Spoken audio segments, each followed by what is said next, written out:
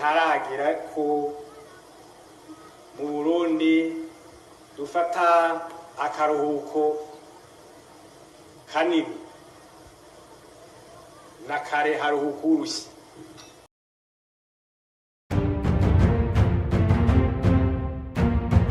Hari amazina atigera asigara inyuma mu mateka y'u Burundi, rimwe muri ayo ni izina rya Jean-Baptiste Bagaza. Jean-Baptiste Bagaza ku myaka yiwe 30 gusa afata ubutegetsi. Jean-Baptiste Bagaza yatwaye igihugu cy'u Burundi imyaka 11, asiga impinduka zikomeye cyane mu gihugu, mu by'ubutunzi, mu burezi, eka no mu mibano hagati ya leta n'amadini. Jean-Baptiste Bagaza nubwo hari byinshi yakoze, hari n'ibindi bibi yakoze byatumye bamwe babona yuko ari umuyobozi w'iterambere, urundi ruhande rukabona yuko ari umuyobozi w'igitugu. Byukuri Jean-Baptiste Bagaza ninde? Yavukiye hehe? Yashitse ku butegetsi gute? Ni ikihe kintu yakoze mu Burundi cyotuma agumizwa mu mateka y'igihugu? Uyu munsi turaza gukurikirana inkuru yiwe yose kuva kivuka i Rutovu mu ntara ya Bururi gushika igihe yitaba Imana hariya mu Bubiligi muri Bruxelles mu mwaka wa 2016. LifeStory nk'ibisanzwe, kora subscribe, like na comment hama dukomeze ku nkuru z'amateka. Ukore ijuru n'umutaga umunebwe afise itongo ryiwe ntarikorera cyangwa arikorera nabi, aba ariko arwanya intahe yo kwikukira.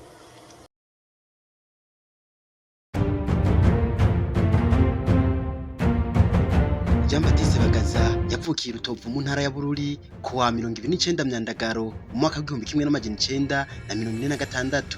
Yavukiye mu muryango usanzwe mu gihe Burundi bwari bukiri mu maboko y'Ababirigi. Yize amashuri yiwe mato mato mu Burundi, hanyuma aja kwiga ya gisirikare mu mahanga. Yize kuri École Royale Militaire yo mu Bubiligi, aho yarose ubumenyi bukomeye cyane mu bya gisirikare.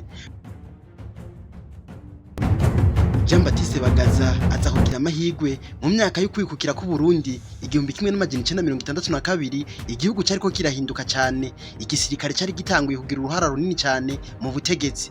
Jean-Baptiste Bagaza yagarutse mu gihugu cy'u Burundi ari umusirikare muto ariko afise indero, inyigisho zo ku rwego rwo hejuru mu bya gisirikare.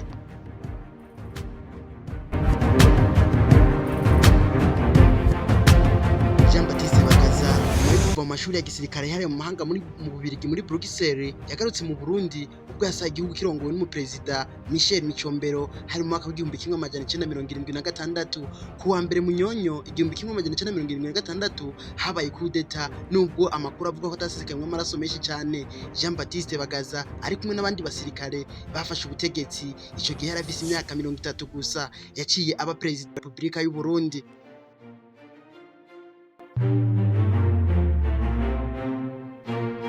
Jean-Baptiste Bagaza yafashe igihugu ko kirava mu bihe by'intureka z'igihumbi 1972. Abantu benshi bari bafise ubwoba kandi igihugu cyari gikenye ituze. Jean-Baptiste Bagaza yatanguye kwerekana yuko ashaka guhindura igihugu mu buryo bwa kijambere. Nkuko abamaze kugenda bahora babona ingene bakora iburaya. Amabarabara meza, amashure, amavuriro, amakambi ya gisirikare, eka harizo n'imigambi yo kwiteza imbere ku buryo igihugu kitazokwama citeze imfashanyo mva makungu. Beshi barashimye discipline no gutunganya igihugu neza byaranze umukuru w'igihugu w'ico gihe Jean-Baptiste Bagaza. Ibi bikomeye byaranze ubutegetsi bwa Jean-Baptiste Bagaza mu myaka 11 yamaze, nuko ubutegetsi bwiwe bwari bukomeye cyane, ntihari imigambi myinshi ya politike yemerewe gukora. Ikindi cyagaragaye cyane kwabaye kutumvikana kwiwe na Ecclesia Katolika.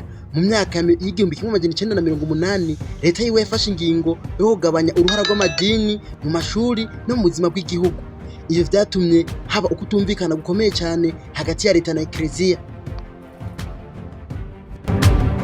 Mu matati na Ecclesia Katolika hamwe n'abanyamigambwe byatumye mbona yuko ubutegetsi bwiwe ari ubw'igitugu kandi ari ubutegetsi bugoye cyane, ari ubutegetsi bw'ikumirwa ridasanzwe.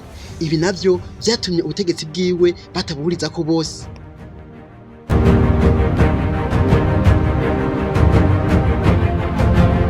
Igihe gikomeye urugendo rw'umunyepolitike Jean-Baptiste Bagaza 1987 yari mu rugendo rw'akazi mu mahanga, habaye iyindi kudeta yakuwe ku butegetsi na Major Pierre Buyoya. Bagaza yaciye aje mu buhungiro imyaka myinshi cyane. 1993 yagarutse mu Burundi atangura umugambi wa politike witwa Parena.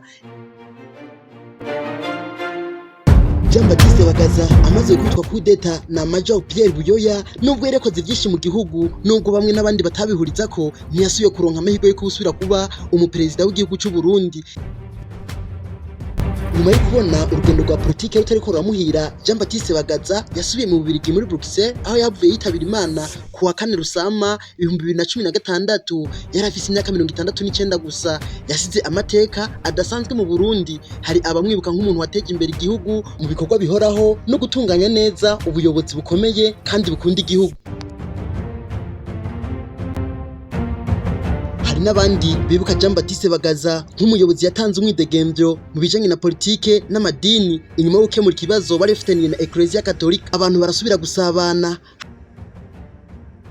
Izina Jean-Baptiste Bagaza ni izina rikomeye cyane, hamwe atawuvuga amateka y'u Burundi bwa nyuma 1970 buja gusezera intwaro z'agahotoro ngo have asigara ino zina. Izina ryakoze ibintu bikomeye cyane mu gihugu, kandi izina ritahurizwaho na bose nk'uwabaye umuyobozi akomeye cyane yakoze byinshi mu gihugu.